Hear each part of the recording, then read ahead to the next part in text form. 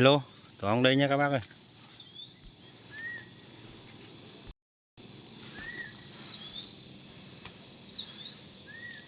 Bầu kìa.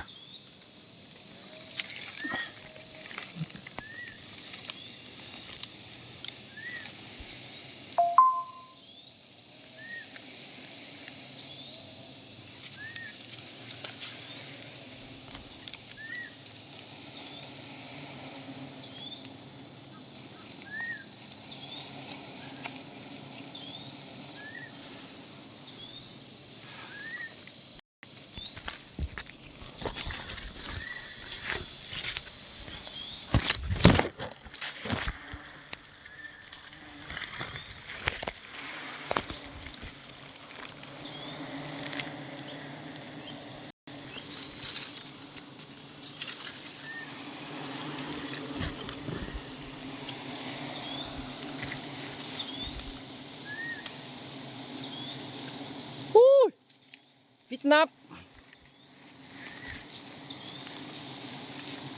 Đang vít nắp.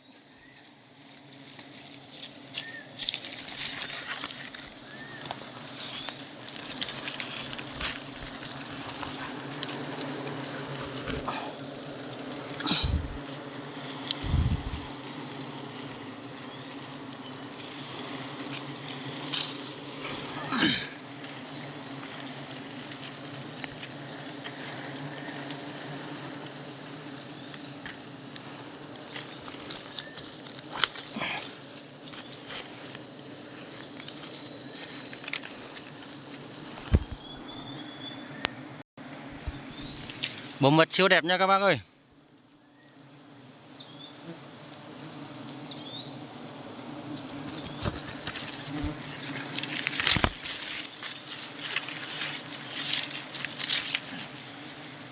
Tiên ơi, chục cân.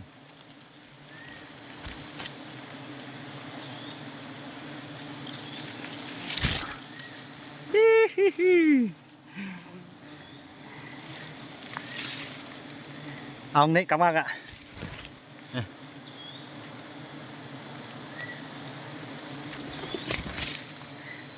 Ông đấy.